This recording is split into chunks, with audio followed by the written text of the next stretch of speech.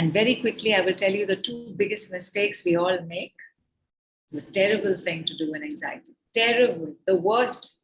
And yet, in the group as well, I've seen a couple of people post how they should do that. Could not have explained so much on the group. I hope you're here. But this, right? The tight constriction, tightness on top of the head. Mind is already hamster wheeling. Right? Do not meditate. Please. What is meditation? It's a head activity. Where are you? Already in the head. How much of you? All of you is in the head because the rest of you is so frightening to live in. Please do not meditate.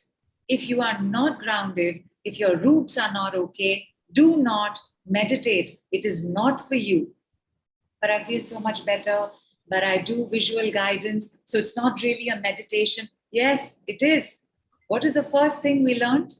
Look outside of you. What is meditation? Go live in your head and meditate on something. Whether you're meditating on somebody's voice or whether you're meditating on a certain truth from the Shastras. Do not meditate. Are we clear? Has everybody gotten this? Yes. Yes, you will be charged a fine of 5 lakh rupees.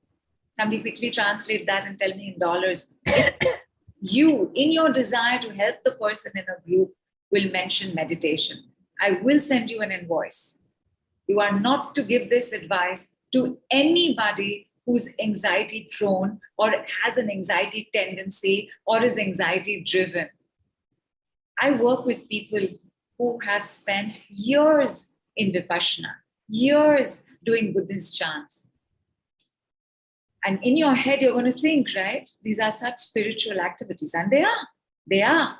And no problem doing it. But what about the first 3?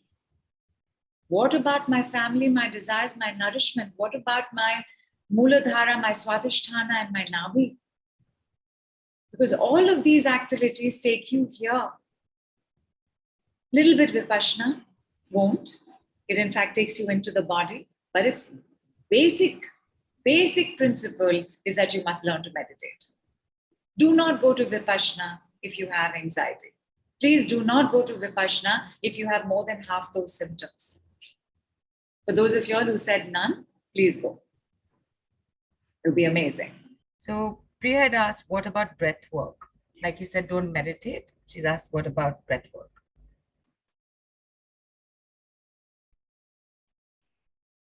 Oh, I thought you were here. So anyway. Yes, very much. Yeah. Breath work, pranayam, fantastic. Can't do breath work in your head. Breath work is activity. And everybody who has half, less than half, or more than half, some physical activity brings you outside your head. Any physical activity.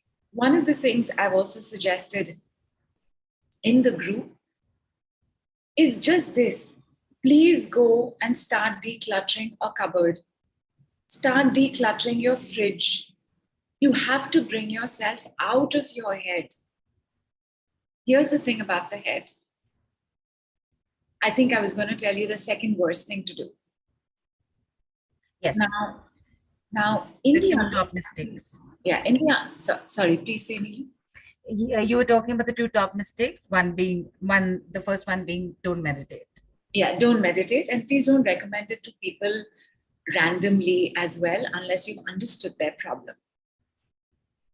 Second,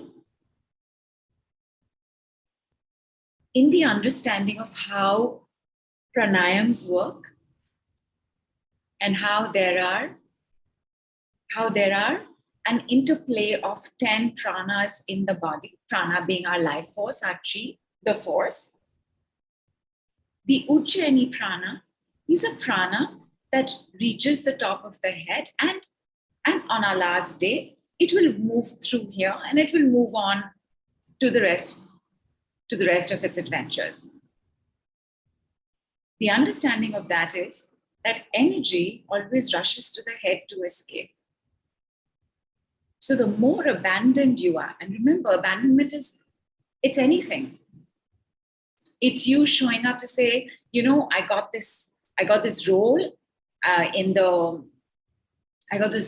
in the play, and then your brother, your sister, your mother, your father, your dog, your cat, and they ask you, like, what is this?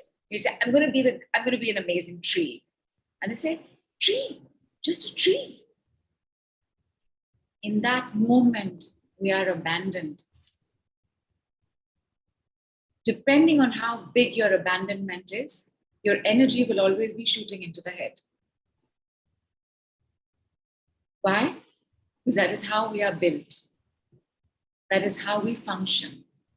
It's trying to escape. Just as your throbbing, palpitating heart is trying to throw out energy, this is trying to break through from the top of our skull and leave. Of course, it can't, because karma is not yet done. And therefore, the worst thing to do with this energy is to use what if with a negative.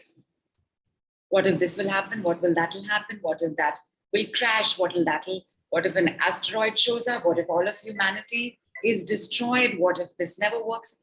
What if is a decree. You must always use it to manifest the life you want. What if I don't die? What if I'm actually going to be absolutely fine? What if my life is going to be amazing? What if my life is already becoming amazing? What if this situation works out for me? What if there is an end to anxiety? You know, I don't have a bell. So if there's a knock on my door, give me one moment, people. 1 moment. I'm so sorry.